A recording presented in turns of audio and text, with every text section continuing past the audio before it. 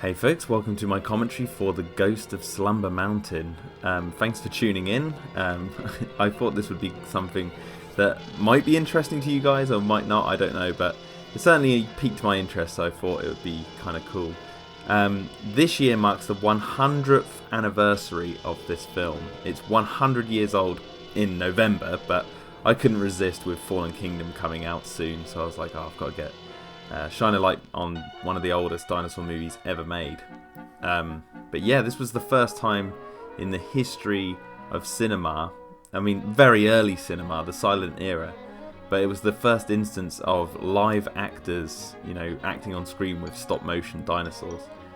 But yeah, so this film, to give you a bit of history, came out in 1918, and when it was originally put on print, apparently there was like 3,000 feet of film, corresponding over like 3 film reels.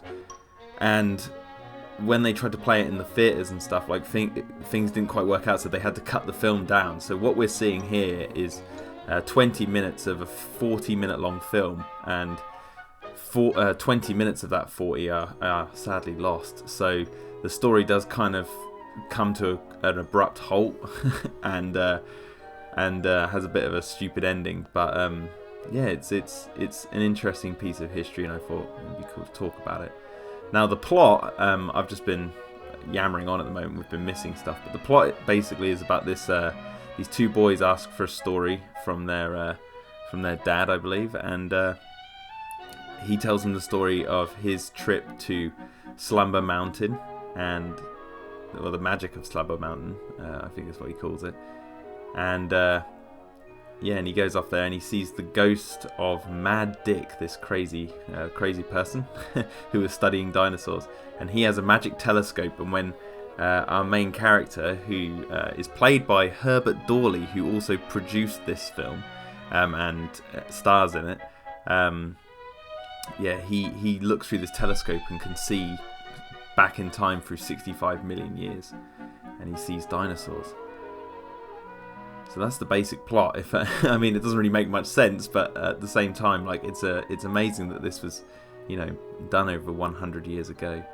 And its significance in the history of dinosaur movies, it's also made prominently by Willis O'Brien, who directed this, wrote it, and he stars as Mad Dick. So these 2 gentlemen together made this movie, and Willis O'Brien is famous for his work on The Lost World from 1925 and King Kong from 1933.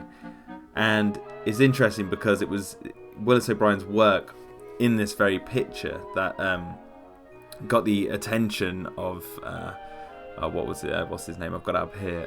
Waterson R. Rothacker. And yeah, so he teamed up with Willis O'Brien after seeing this movie, and they made The Lost World. So, this is one of the first and one of the most pivotal catalysts for the popularity of dinosaurs in cinema, even to this day. But yeah, the first half in this video is like them just traveling up the mountain, and obviously in the silent era, you have to sort of travel back in time in your mind to a sort of period in history where, this sort of thing isn't like old. It's not. It's like a brand new medium. It's like the internet coming along or something like that.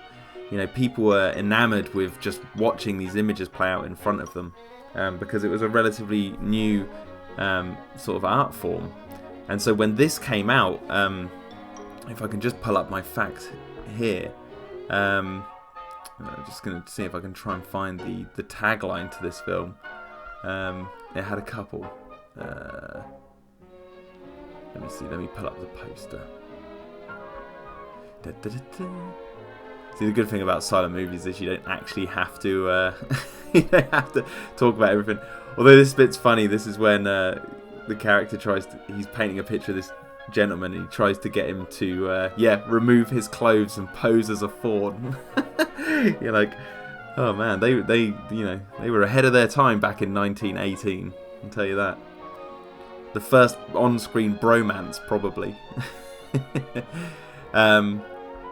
But yeah, so on the leaflet that went out with this film when it came out, had the tagline of the movie was "the greatest triumph of the motion picture."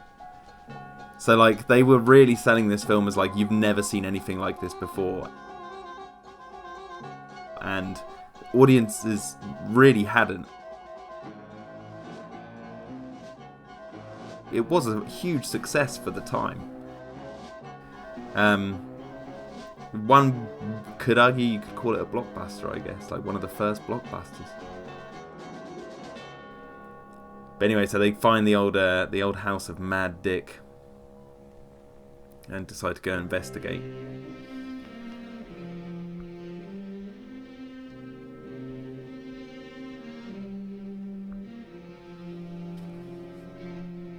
Joe told me about how he had seen the old man leave his cabin one night.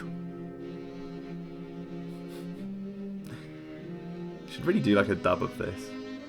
You know, cut out all the sections with the text and then just redub it. Be like kind of like Kung Pao or something.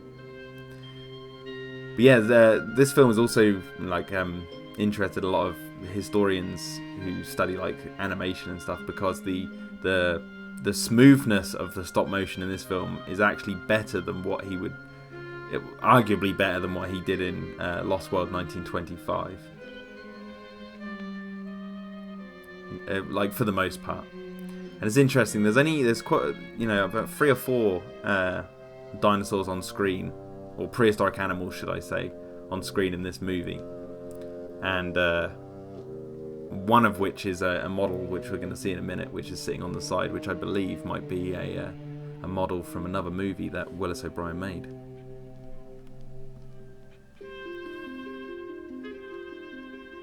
The spell of Slumber Mountain came over us. Of course, I've got my tea ready. I'm waiting. After a long time, when the fire died down and everything was quiet, I seemed to be aroused by a voice calling me. Aroused? Well, this is a cheeky movie.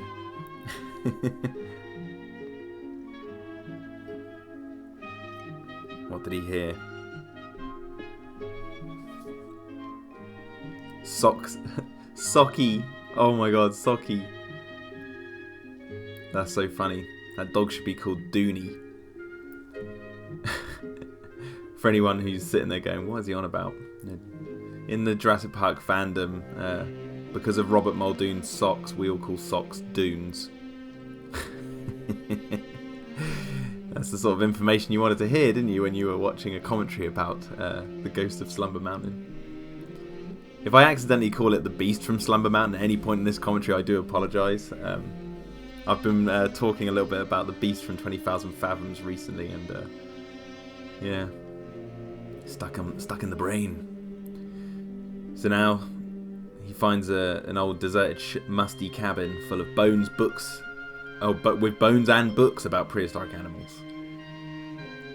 And here you go. He's looking at a Triceratops, which I presume these are the models that Willis O'Brien actually used to animate in like the Lost World. You can see standing upright right there. I think that's a Trachodon, which is like an Edmontosaurus or a Natatitan, and there's actually a Trachodon in the Lost World 1925. So I kind of think that is the actual armature. They look very similar. I wouldn't be surprised, but I could be wrong. I love the skull up on the shelf. It's really cool. And this is, I believe this is the magical telescope. Now it's really cool because I think it's interesting, like, that the telescope isn't like a traditional, like, almost like sailor's one, which can extend out. It looks almost like a pair of binoculars, which is really kick-ass. And this is where we get introduced to Mad Dick, played by Willis O'Brien himself. So not only do you get dinosaurs in this movie, you get some ghosts too, so you get more bang for your buck. Well, technically they're all ghosts, right? Because it's called the Ghost of Slumber Mountain. Unless the title of the film, you know, talks about this ghost rather than the dinosaurs. In the distance, mysterious nooks of the mountains, I beheld grotesque reptiles and birds of the prehistoric world. Now he's going to look through his night vision goggles. Far, far away at the foot of the cliff, a thunder lizard, which must have been at least 100 feet long, appeared out of the mists of 40 million years. I always love the name Thunder Lizard.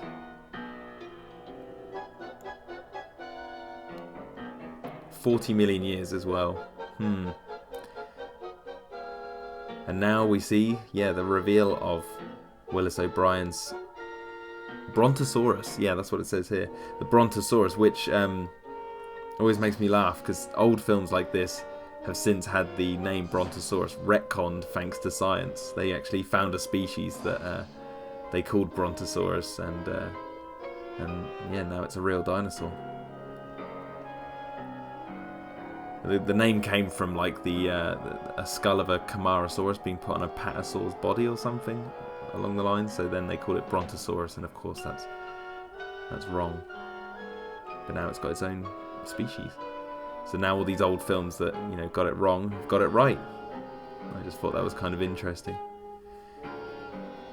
Now this shot goes on for quite a while because the filmmakers really wanted to push these effects and show them off to the world, and this was almost like the equivalent of the Brachiosaurus reveal in Jurassic Park. How that movie wowed everyone with its CGI.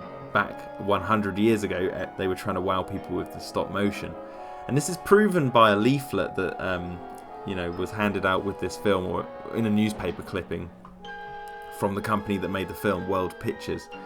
And someone scanned this, and you can find it on the internet. But this is what it says about the filmmaker. It says, "The world called him crazy, but he accomplished the impossible. He made his dreams come true. He fought a great battle and won. And today, the world hails him as a genius. Herbert M. Dawley went back to the dawn of time to bring before our very eyes the animals that lived when history began. How did he do it? How did he return? The answer is the Ghost of Slumber Mountain." And I always find that interesting that they're like really trying to push these effects and wow the audiences, and for the most part they really did, because this film was made on a budget of $3,000 and made 100,000 back, which was a huge success at the time. And here we see a prehistoric bird, which I believe is meant to be a gastrononus. Is that how you pronounce it? I could be butchering that name. Or Gastornis, that's it. Gastrononus? Oh god, I'm terrible with that. But yeah, giant bird. And it looks really good. The black and white and the bad quality kind of helps. But for the most part, this looks really good. And I love the little sort of character that this thing has, like scratching behind its ear and picking its feathers with its beak. Really shows off the incredible work of Willis O'Brien.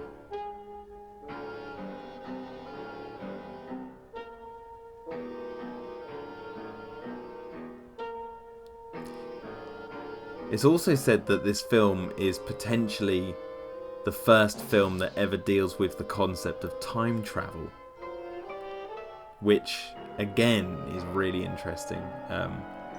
I find. I mean, I don't know how true that is. However, that's the consensus of people who have researched this movie and the history of films. So it could be wrong, but as far as I know, the consensus is, this is one of the first films, or if not the first film, that deals with time travel as well. So not only do you get ghosts, you get dinosaurs, and you get time travel.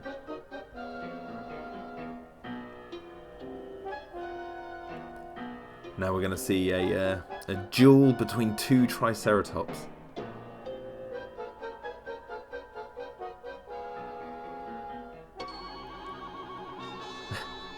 I love the way its head shakes and the music shifts tone.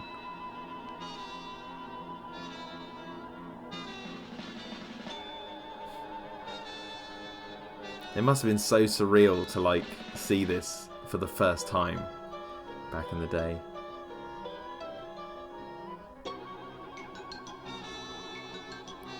I love how it was like the one Triceratops on the left hand side was like digging its horns into the dirt to like antagonize the other trike.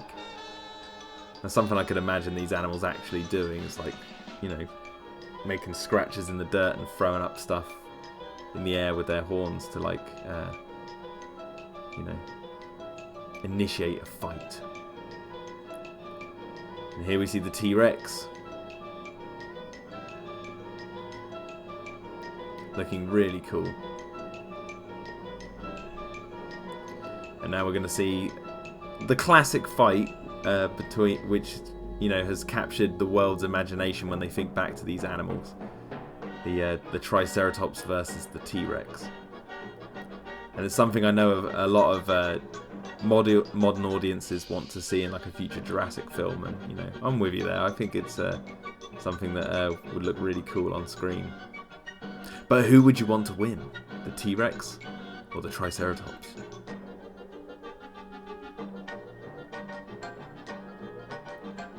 That's what I really liked about the you know, the fight in Jurassic World between the Indominus Rex and the Ankylosaurus. It was a sort of a short fight, but one that like was most welcome. And here you go, you see the T-Rex wins. And I love this little bit here where it scratches its mouth with its fingers and then licks its lips. I really like that. It just gives that dinosaur such a neat little character moment. And then here we go, this is the spectacle where they have the T-Rex chasing our lead. He's explaining the story. A shot from my pistol failed to halt him. And now we see him shoot the T-Rex in the nose. God, it looks pretty menacing. So much character with these kids. His fevered breath was in my face. I could almost feel his fangs tearing my flesh.